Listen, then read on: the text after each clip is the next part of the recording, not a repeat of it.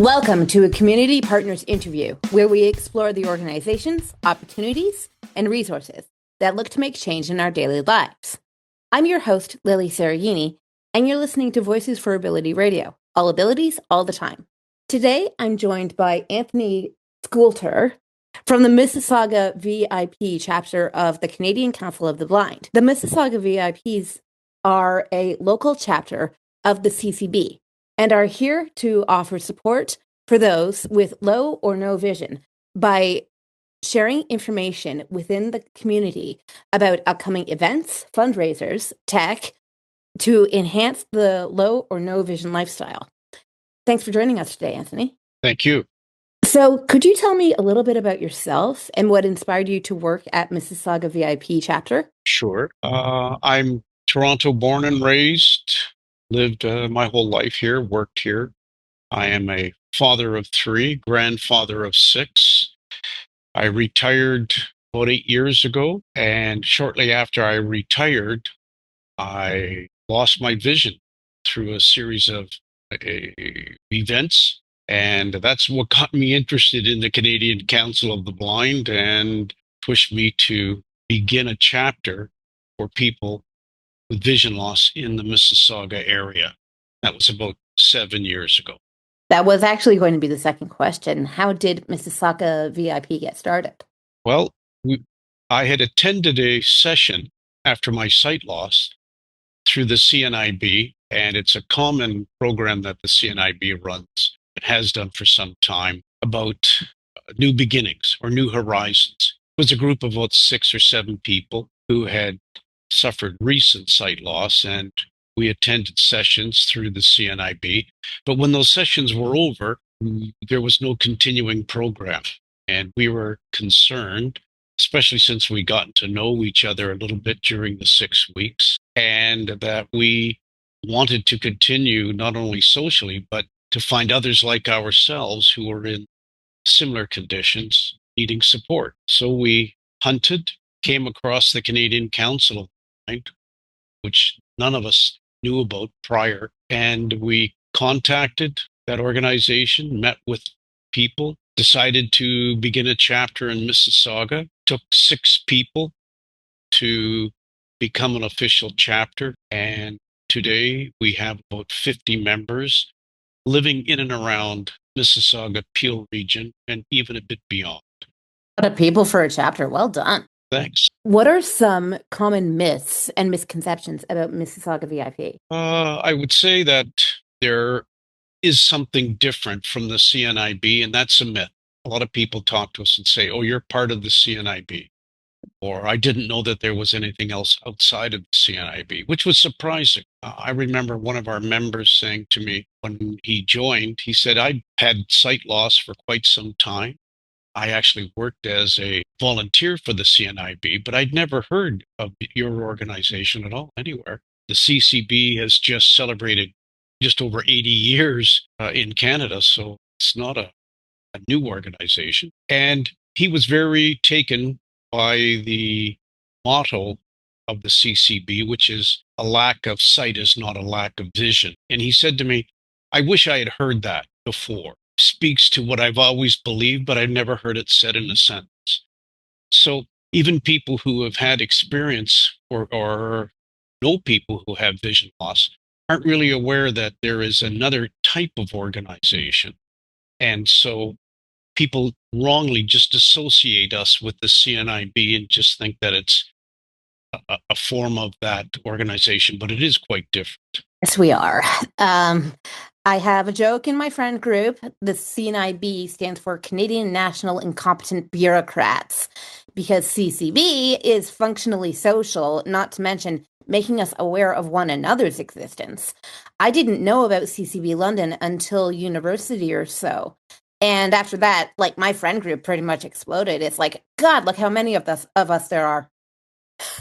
Well, I've encountered reactions like that myself. And I remember having our very first Christmas party for our small group. And I inadvertently said the Canadian Council for the Blind, and I was corrected because it's the Canadian Council of the Blind. And although I can't bold that or highlight it in text for any of the members, in my mind, it's bolded because it is a different organization being comprised of people with vision loss or blindness, not people who are uh, visually able, who are helping people without vision. Much, much different. And as I go on, it just becomes It's exquisitely different because of us, by us, for us model is quite different than the CNIB model of we function on volunteers, our wheels are greased by volunteering. Nobody really gets any money to take care of the another in-group reference, but the blinks. okay. Yeah, it's a very institutional model, whereas CCB is a very functional human model, and I vastly prefer that to being part of an institution. Ugh. That's a dirty word in my vocabulary. Okay. Yeah, I am, I think, attracted by the idea that the people I am coming in contact with have gone through what I've gone through exactly. and have succeeded.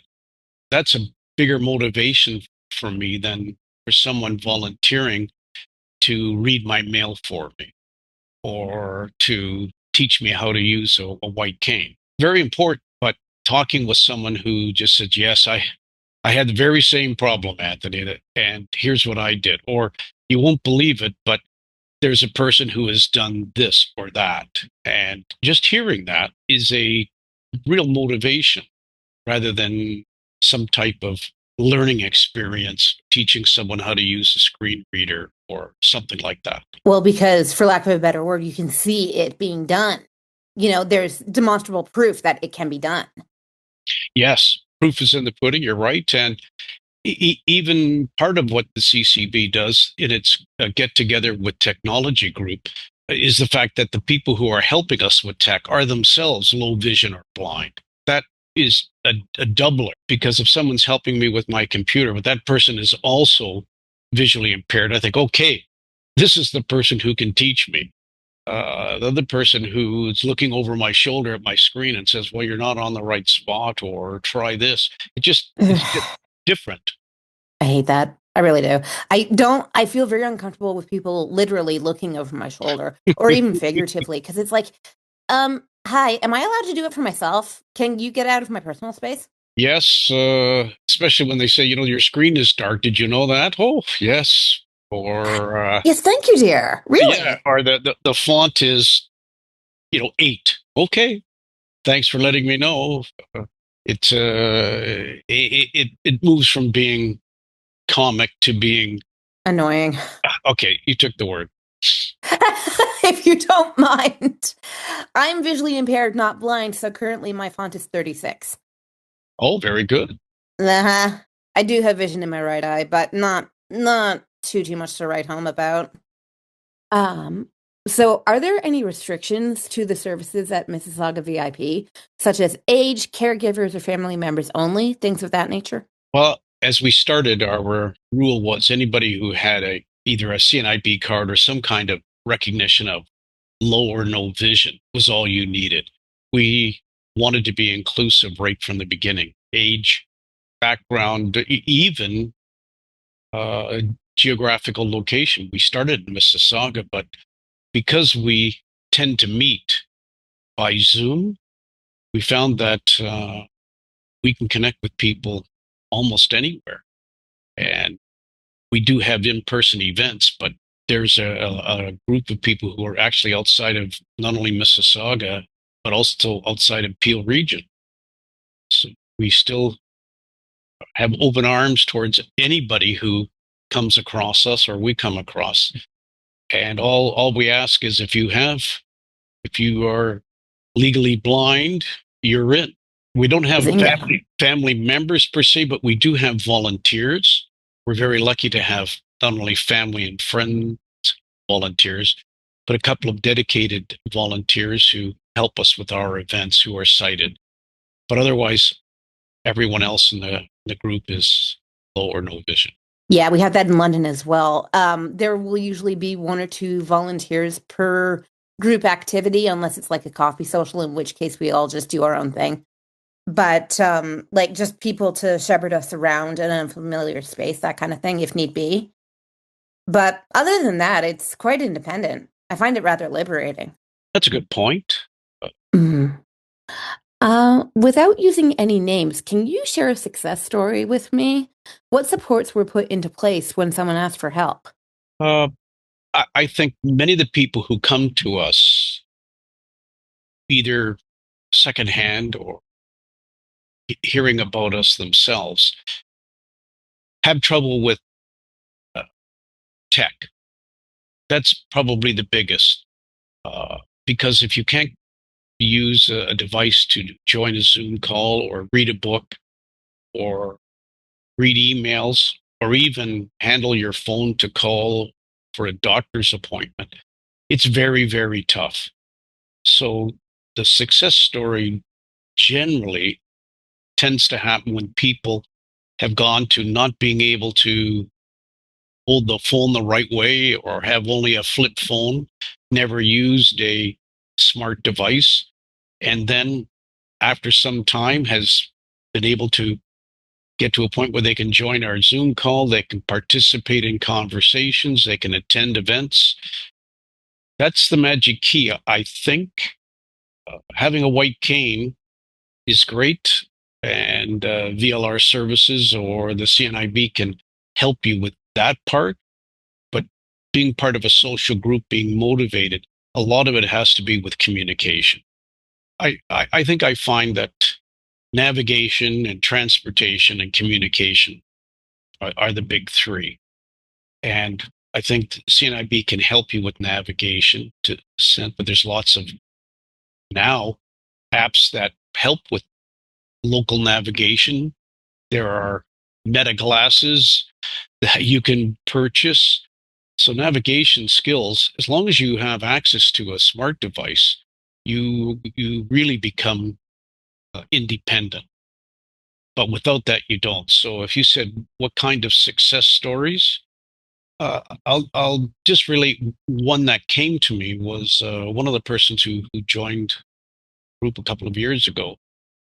Sudden loss of sight, very upset at the situation, not knowing really where to go easily, and talked to one of the persons in the get together for with technology, and was saying I need to learn how to use my computer a bit, but it's very, very frustrating where I'm headed and what I'm going to.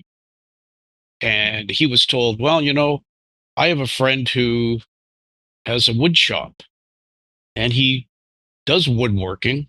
Not only does he not have vision, he doesn't even have any eyes. You can do what you want to do if you put your mind to it. And this gentleman that I'm referring to said to me, well, it just so happened that was the day, and that's exactly what I needed to hear. And it made such a difference to me. It was just turning my head around from where I was and putting it in a completely different situation. And I think that speaks to more the fabric of the Canadian Council of the Blind versus someone saying, oh, I received a pass for trans help or something. Those are important things, but getting the right attitude, the right orientation in your life is a huge success. I agree with you. A lot of it has to do with the removal of attitudinal barriers, and that can encompass one's own attitude as well. I mean, like sudden vision loss, of course, is going to obviously be very traumatic. And I would never say to somebody, oh, just get over it. You can do anything. It has to be proved. That's the thing. And you have to prove it to yourself. And that's going to take time and it's going to take effort. And there's nothing wrong with that. That's the process. I But you agree. mentioned woodworking. I made friends with the woodwork teacher at my high school, and my father said to me, "If you ever step into that shop, there's going to be hell to pay." Because him with me plus the sound of um, I can imagine gets a little skittish. Well, as long as that's the only sound you hear, not an agonized cry. Exactly. I mean, grade 10 physics with my crazy teacher, that was bad enough. I mean, bad in a good way though. The guy was an absolute genius, but we did some weird experiments in class. Um, don't tell we were drinking apple schnapps at a Catholic high school Uh-oh. that we brewed ourselves. Well, Whoops. Anyway, I and we missed, were all I missed underage, and out it on was just that one. Yes. yeah, it was just a little sip, and we were all underage, and it's a Catholic high school, and nobody cared. It was great. So, when it comes to assigning supports or resources, what's the process for determining what supports or resources are allocated? That's a good question. Certainly nothing clinical or regulated. It's simply a matter of when meeting people to find out where they are and where they want to go and to figure how can I help you get from where you are to where you want to be.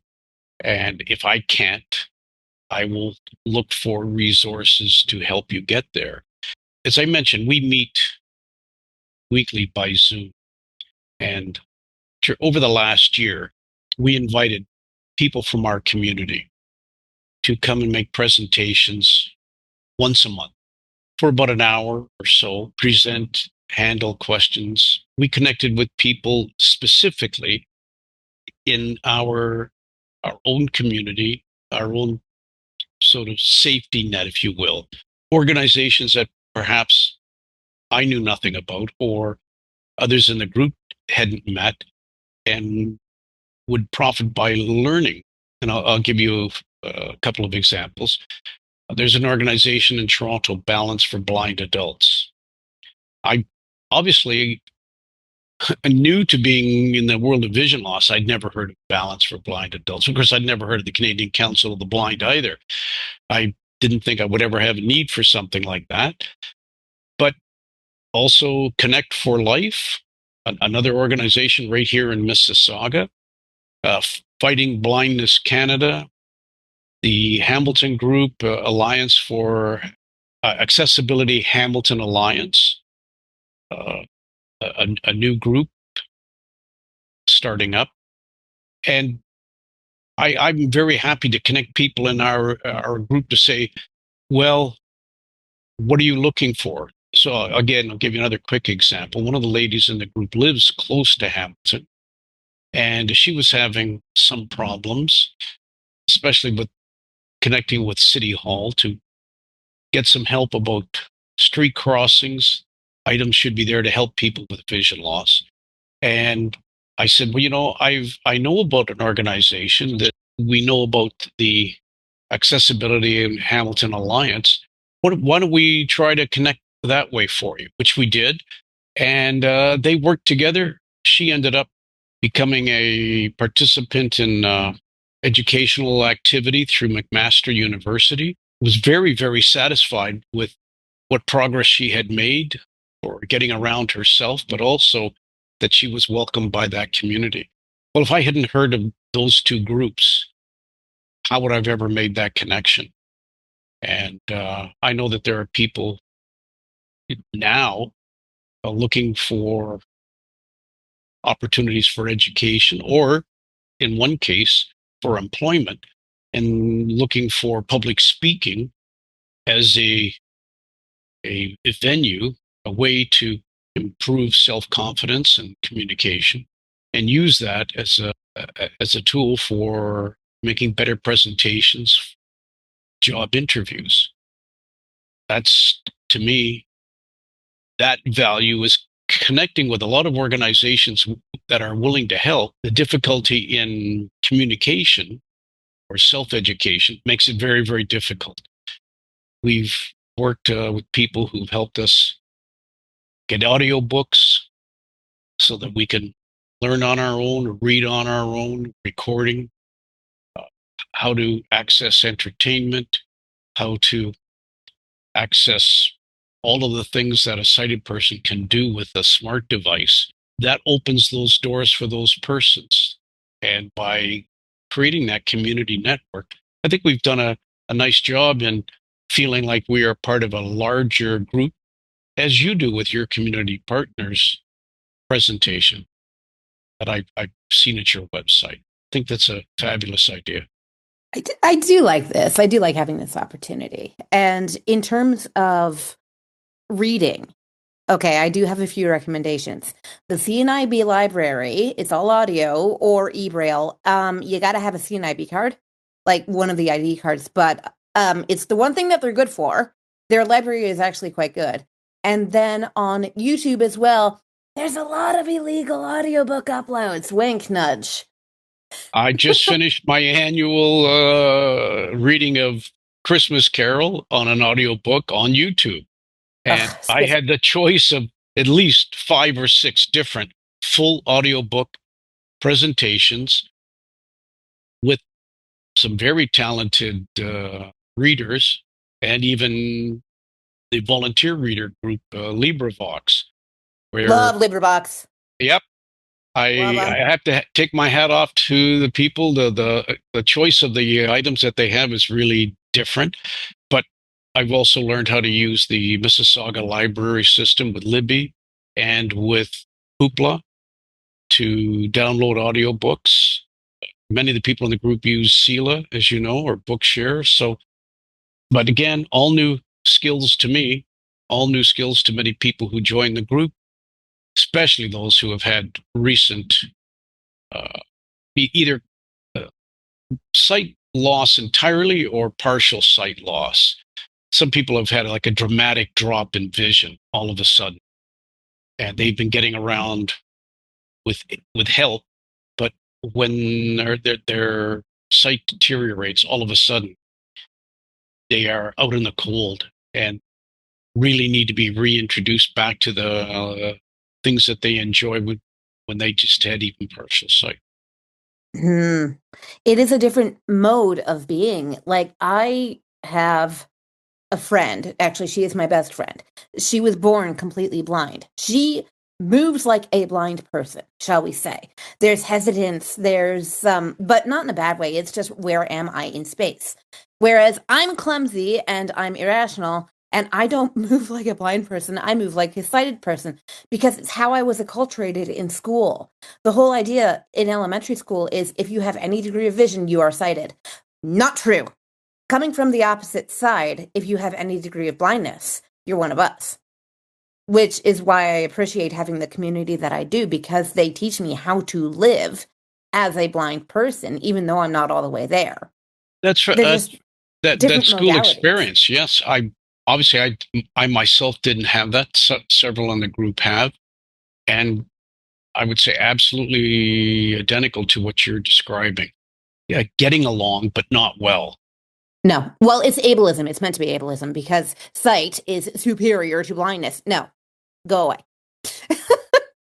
And I mean, I had these ridiculous, clunky, large print textbooks instead of them teaching me functional braille. It was ridiculous. One of the ladies in the group said that when she went post secondary, she had to have people read to her the textbooks Yep. and the large format books. Oh, they're available, but they're on back order or they're not easily available. Dot dot dot. Mm-hmm. So I'm sure you've encountered all of that yourself.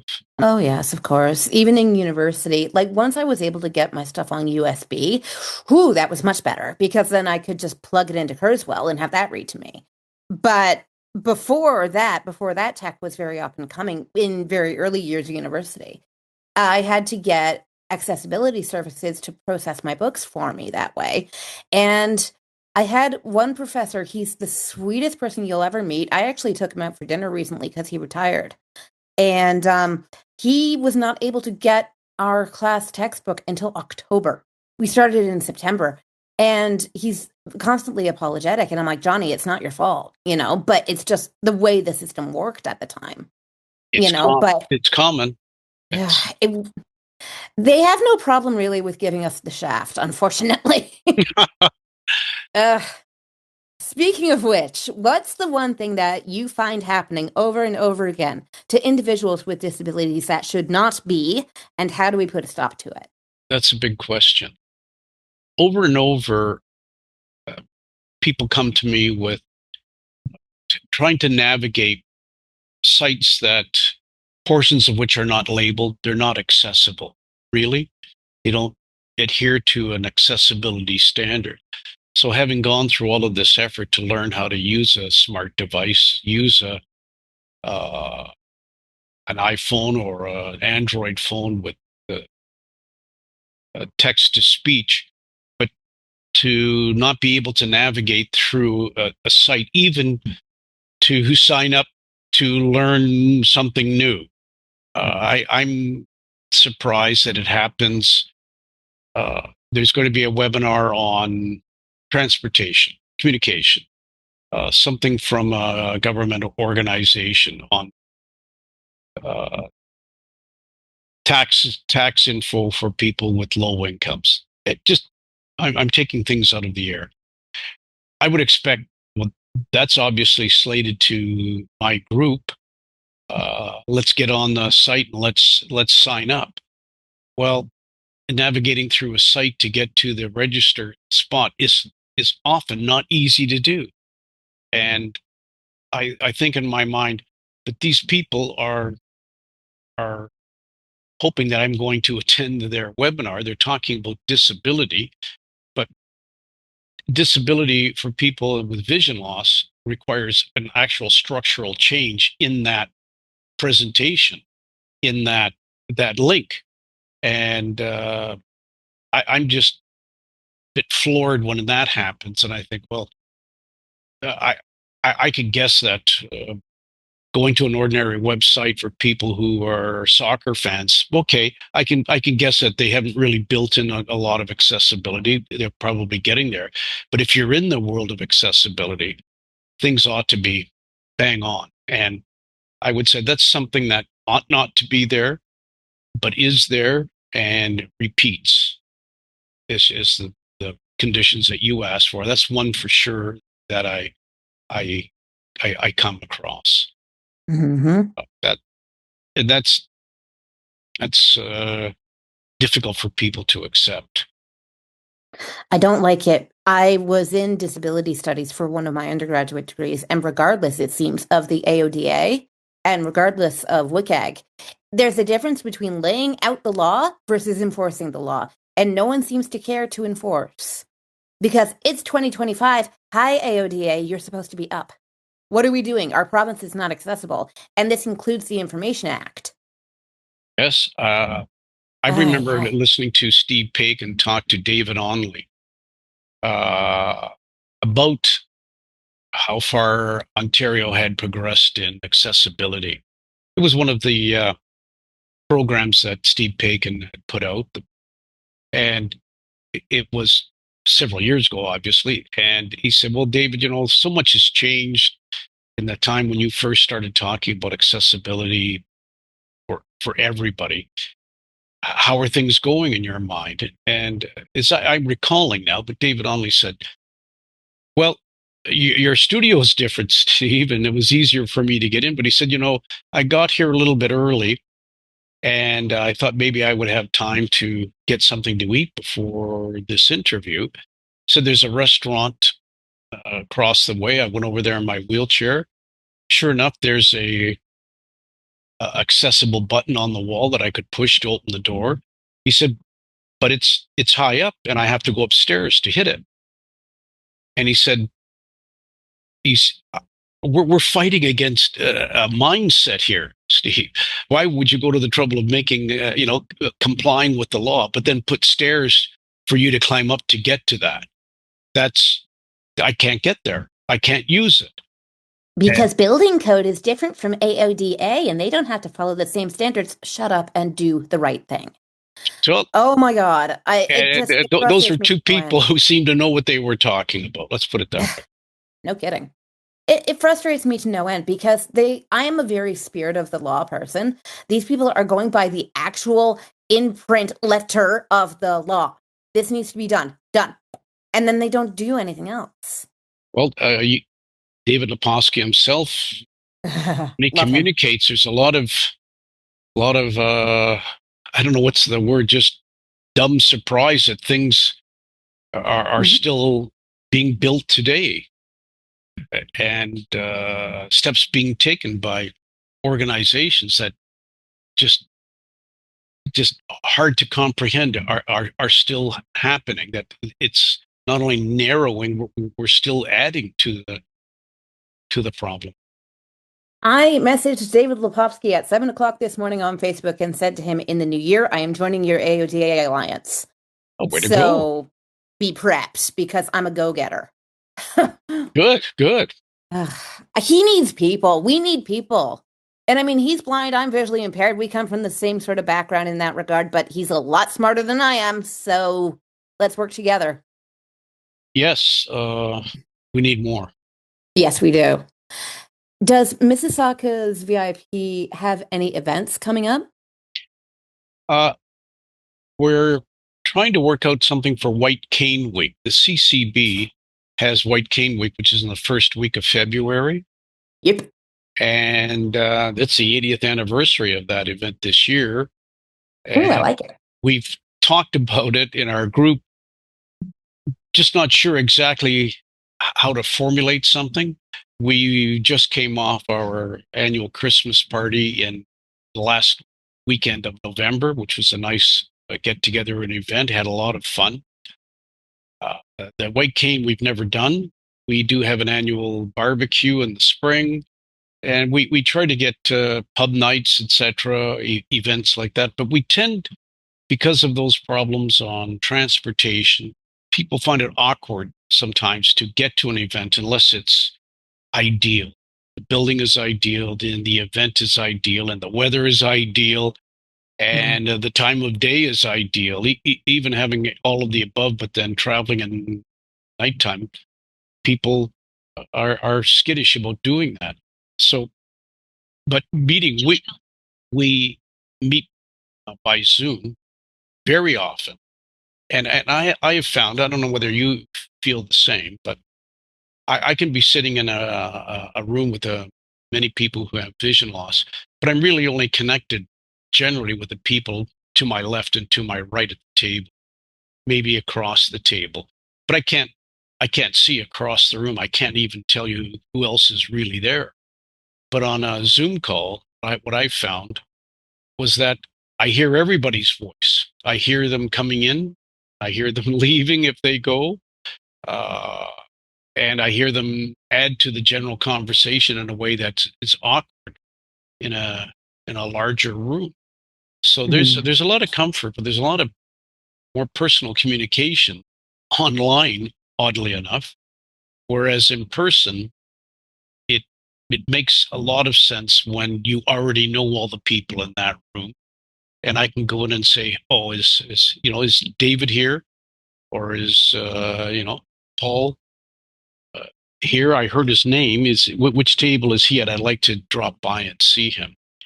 Mhm. So we've learned a few tricks from some of these events to make sure that when we have an event like the Christmas party, we tell everybody who's there. We give everybody a name tag so that the volunteers can identify other chapter members, so that I could go to one of the volunteers and said, "Can you take me to Mark's table? I'd like to talk to him." Okay, great, because I can find Mark for you, even if I don't know him, because he's got a name tag. It's a small little addition, but it's helped tremendously because some of our earlier events, people mentioned, "Well, I was at the event, but I didn't even know that Linda was there, and I really wanted to speak to her." Unless you tell me that she's there, or she bumps into me literally, I wouldn't even know. So, Yeah. No, uh, I hear you on that. I mean, some of our people are louder than others. And okay. the last time I went out with the full group together to Coffee Culture, it's this little place downtown. There's this one guy, I have a real connection with him. He's the loudest person in any room he's in. And like you can hear him across the bar. And I'm like, "Hey you, how you doing?" Right? But I'm shouting from the other side of the room because I'm sequestered at this little table with three or four other people. Only one of whom I really knew. Right? And I'm like, let's go sit with him, kind of thing. But it's difficult to navigate sometimes as well, depending on the layout of the place, and it can be Yes. inconvenient. Well, if it's a new environment, Hmm. even if it's well designed, that's nice, but I have no idea where to go. You know, Yeah, you, exactly. you can Exactly. point me and you can say, well, he's just there. Well, okay, but I might make a right or left turn and never connect with him. He might be going left and I'm going right, and who knows? We're ships in the night.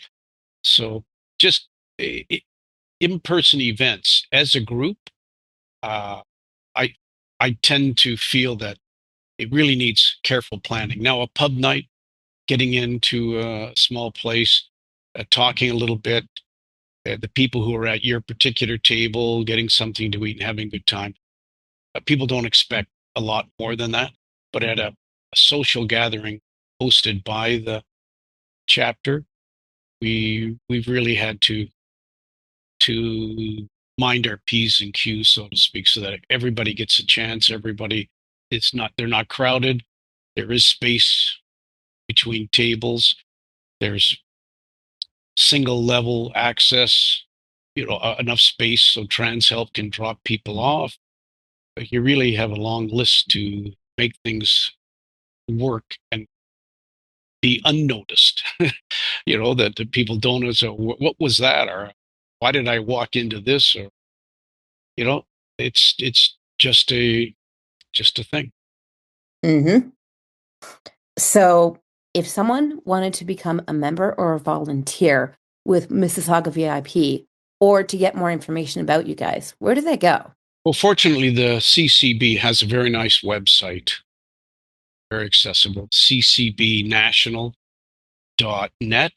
And uh, they have a very welcoming group of people that you can contact either by email, but also in person. They have an 800 number, 877-304-0968. And I'll tell you that when I was looking around, when I mentioned, well, we thought, is there anything else for us other than the CNIB group that had stopped?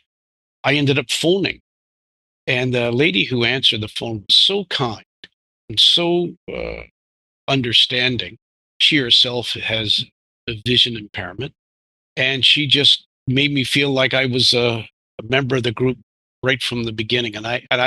It struck me at the time I've made the right choice. I've come in the right direction. I don't know much about the CCB. I don't know really much what they do, but if someone is so kind enough to talk to me versus other places, I got a, you know, enter 3211 for the extension for so and so, a phone Hayden. tree. I couldn't do it. I didn't know how to No. do that on my phone. And I just said, okay, well, I won't be speaking to that person. And so anybody who wants to know about us, the good part is that they can always get together um, with the CCB, and all you would have to say to them is, I live in Brampton, I live in Caledon, I live in Mississauga, or I'm looking for something.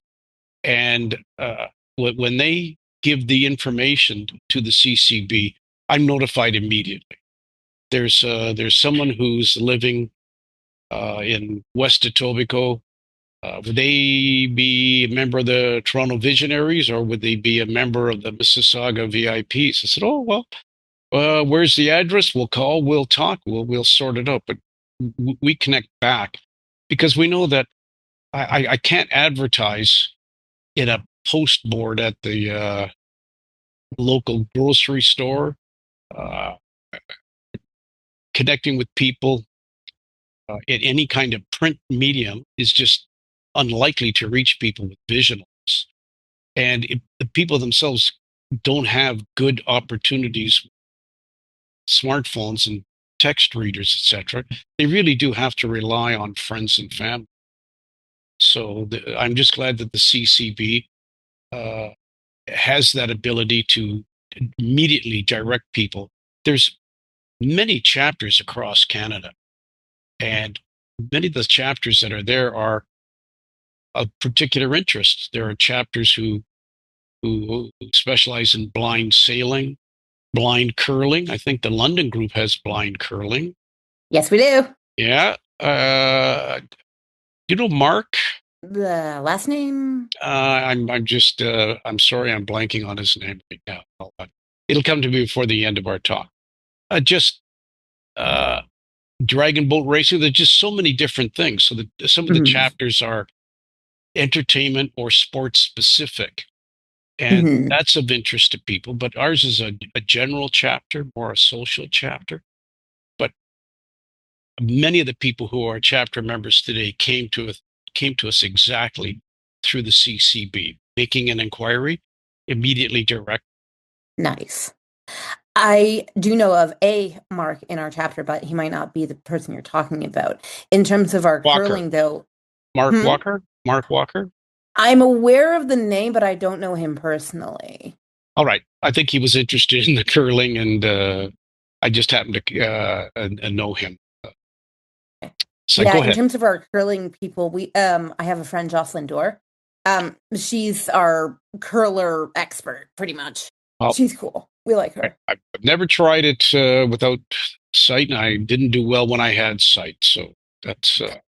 But there's so many interest groups. I was just amazed when I was first introduced to a lot of the different chapters. It's astounding that there are just so many people who have learned how to play blind hockey or who can do ceramics. Just almost any interest, hobby. There Hmm. seems to be a chapter who's devoted to maybe even woodworking.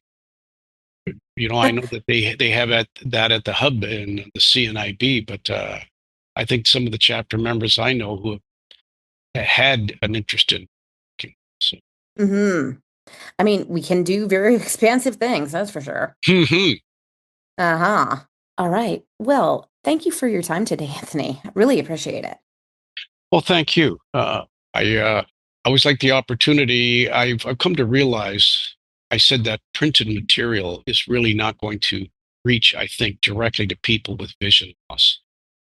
I don't know that people, especially people who have had sudden vision loss, haven't learned Braille, and Hmm. they don't really have means to read physically. But this voices for ability, I really feel strongly that voice connection is what we have. Actually, the CCB calls itself the voice of the blind in Canada, the accent being on the voice part. Yep. I think that that's just wonderful. That's how to reach people with vision loss is through voice. And Yep. Correct. I'm very happy to feel that your voice, my voice, may connect with someone who can be very happy to become part of the, if not the CCB, then some other kind of organization that we can help them. Hmm. Get together and learn from one another. Those are important. Yes. So All very right. kind of you to invite me to this. Thank you very much. If it bears fruit in new members, I'll be very happy to share that with you. You've been listening to a community partners interview on V4A Radio. I'm your host, Lilly Cereghini. And remember, folks, stick together because we're all in this together.